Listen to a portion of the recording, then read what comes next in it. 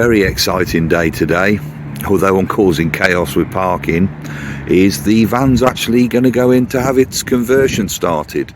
First will be strip out and do the basic build, and then we've got to look at planning the interior. So let's see what the next few weeks brings.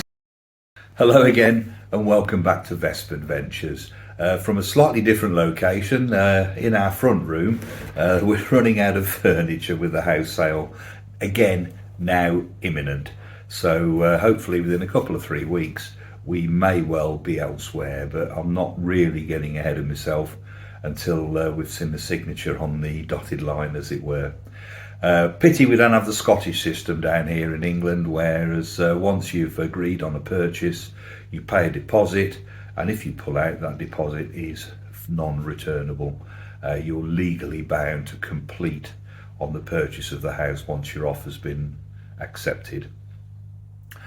Moving on, we've been doing a lot of decorating and preparing of the house that we're moving to. I'm not sure if I've said in a previous video, but we're actually going to be buying Julie's dad's bungalow, and he'll continue to live there, and we're moving in, so we're condensing down from our reasonably large house to 1 bedroom. And also in that process will be our camper van build, which, as you can see, has gone in now and work has started. So we're looking forward to checking on progress as the weeks go by.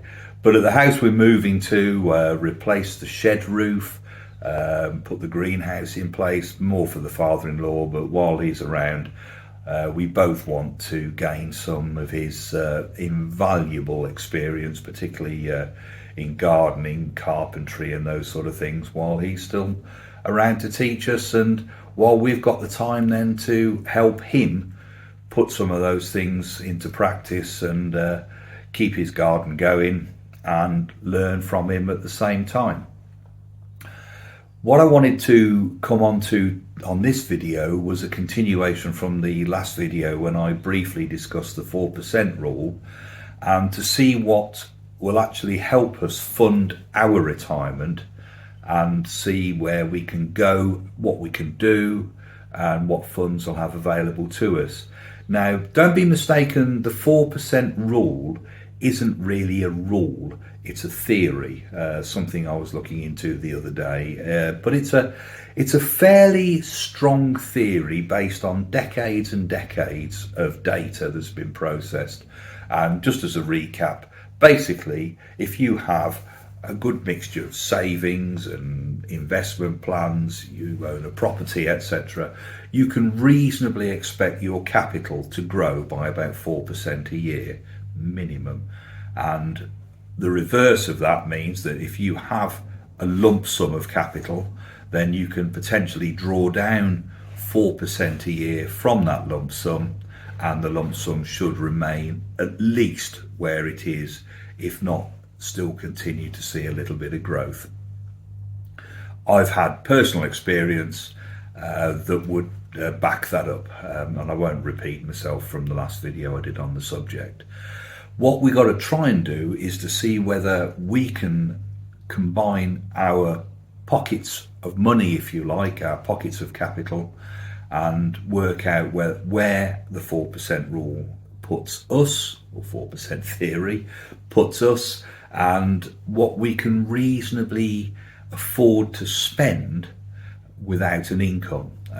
Obviously on the basis that we are completely free of debt and encumbrance. We've pretty much reached that stage. Thankfully, the last thing will be the mortgage on this place once the sale goes through. Once we reach that stage, we'll then look at where our money is, if you like, and what's available, and then we'll be able to calculate what this 4% comes to. Now, realistically, and I'm not going to divulge exact figures, I'd like to because it's real life experience, but it is in the public domain, and I'm not sure it's a sensible thing to do.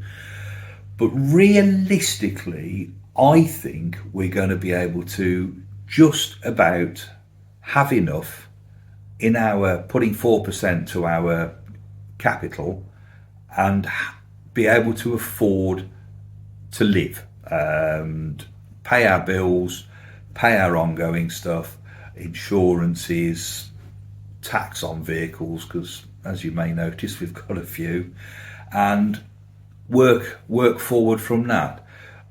Our downside is that most of our capital will still be in bricks and mortar, and very quick snapshot, we will have the property that we're buying. We will be in a lucky enough position to own it outright with no mortgage or debt on the property whatsoever. We also have 2 other properties. Now, when I say we're debt free, the other 2 properties do have mortgages on them, but they're properties that we rent. And so the rental covers the mortgage. So I don't see that as a debt or encumbrance as such, because at any one time we ever needed to do, we could sell either or both of those properties, pay off the outstanding mortgage on there, and there is I wouldn't say substantial, but there is an amount of capital in both of those properties.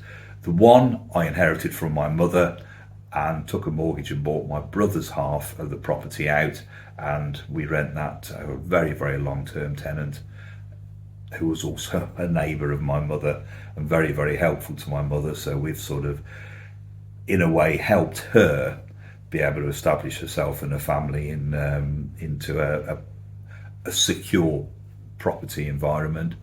And the other one was I had a dormant pension, one I thought I'd lost, that then we rediscovered that the funds were still available, and I took the funds out of that dormant pension, I apologise, and we put that as a deposit for a flat. Again, the balance of the value of the flat is on a mortgage, and again we get an income. Rental income is not a fantastic income, but it provides a little bit. Once you've taken into account the fact that nowadays you only get 20% mortgage relief on the interest, you have to pay income tax on profits, there's a limited amount of stuff that you can offset. So if you're doing property improvements, you can't necessarily offset all of those against income tax. Essential maintenance you can. So it's not as much as people think it is, and it's certainly not as much as possibly it was a good few years ago, which is why landlords are getting out of the business, particularly with the potential changes in tenants' rights, which means that you can't just decide to sell a property and ask the tenant to leave. Even if you desperately need to sell that property, you cannot force the tenant to leave a property if they're not at fault. So if they're up to date with their rent, they're looking after the house or flat, I can't just turn around and say, look, I really want to sell this, I need the money. They have stronger rights than I do to be able to remain there. But as far as we're concerned, we're making a profit, a small profit, but we're making a profit on the rental income after tax, etc. And we're also got capital invested in those properties that are growing by, fingers crossed, if the theory works, a minimum of 4% a year. So you are getting double bubble. You'll be getting some rental income and some capital growth. But the problem we have is that with the house that's going to become our home and the 2 rental properties, most of our capital is in there. There's some in a pension still, mainly in Julie's pension, and there will be, once we've finished the whole process, there will be some residual savings capital from the sale of this. We're obviously having the camper van built as well, and that's a reasonable expenditure, far cheaper than buying a brand new one off the shelf, but it's still a substantial amount of money, but it'll be paid for and we own it. But you can't spend it. We can't spend the bricks and mortars of the house. We can't take pieces off the camper van and start breaking that down for spares. So in order for the theory to work, there's got to be an available pot of capital there for you to use as well. And that's where we fall slightly short. I don't really feel we've got quite enough money in the bank, or we will have once all this process is complete, quite enough money in the bank to sit back and say, that's fine, we've done it, we've got some money in the bank, everything's growing, we've got some money we can draw off in future years, pension, maybe sell one of the rental properties. We've got income from rental, which would certainly help things along, but not cover our costs by any means, our ongoing month-to-month costs. And also the desire, the whole process of retiring early-ish, is that we can travel while we've got our health, while we've got the desire and the enthusiasm to go and do these things. That's why we've chosen to take this part of our lives and make the most of it.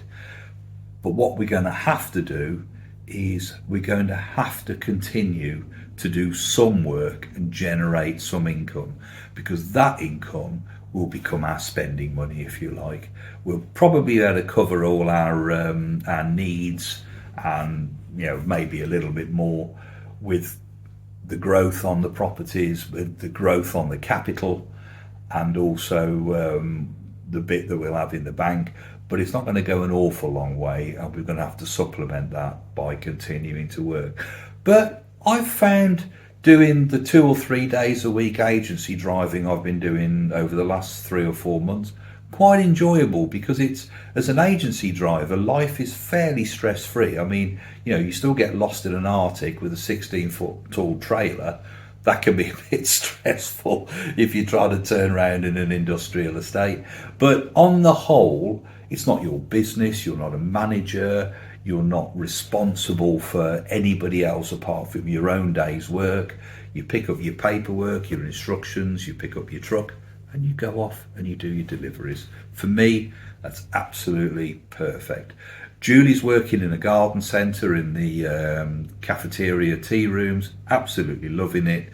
Nice little social atmosphere, and also the potential to hopefully do a little bit more work in the busier season, and to be able to again pick it up, put it down, work when you're available.